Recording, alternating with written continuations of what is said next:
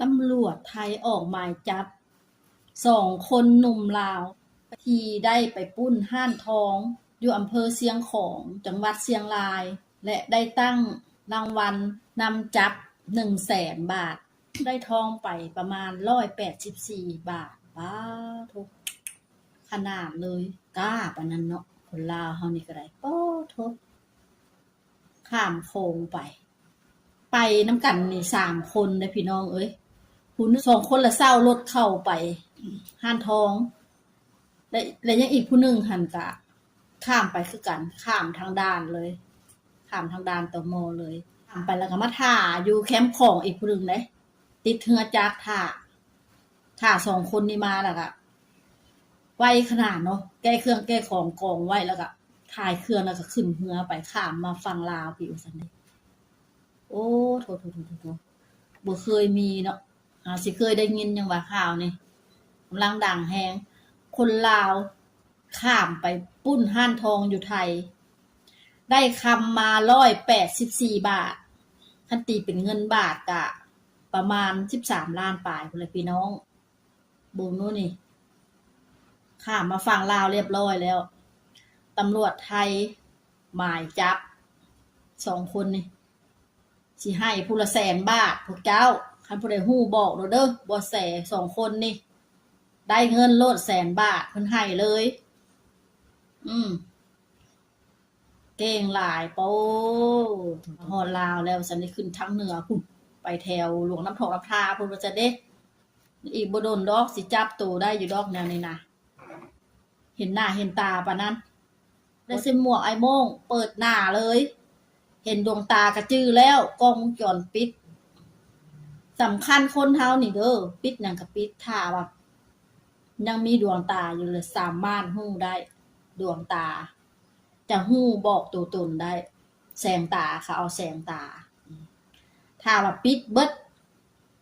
บ่ให้เห็นแสงตาปิดแบบคล้ายๆใส่หมวกไอ้โม่งปิดกลับเลยนี่ก็แม่นอยากยากหน่อยนึงแต่ว่านี่เฮ็ดแบบท้าทายเลยอันนี้มีแต่ผ้าอัดปากใส่หมวกธรรมดา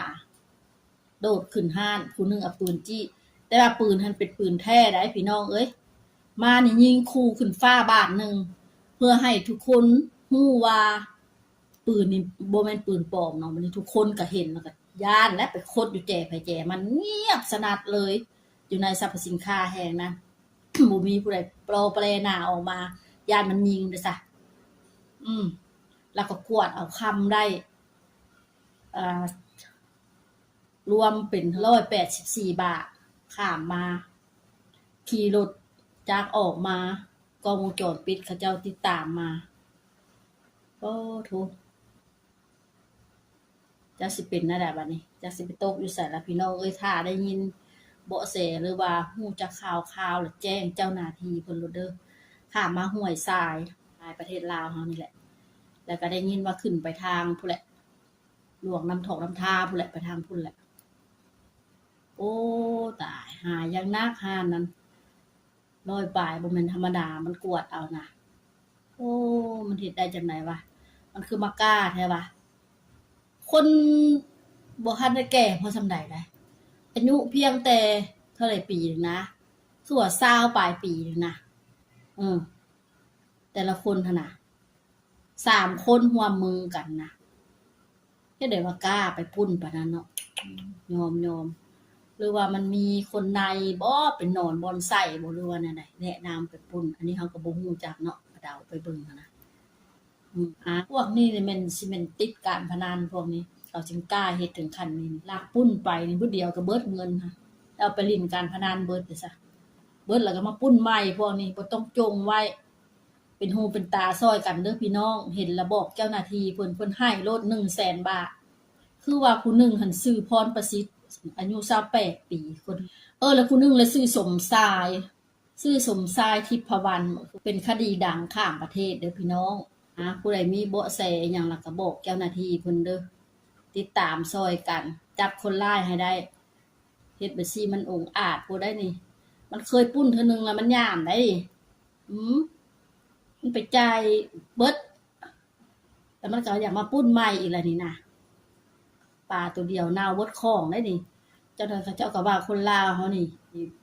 เกิดมีการปุ้นจี้แล้วเด้นี่เริ่มเป็นแล้วเด้นี่นะเริ่มเป็นคนบ่ดีขึ้นมาแล้วได้นี่ได้บ่เคยมีประวัติแต่กี้ก็มีแต่ไปปุ้นฮ้านลาวลาวปุ้นลาวเดี๋ยวนี้ลาวไปปุ้นไทยแล้วบัดนี้นะ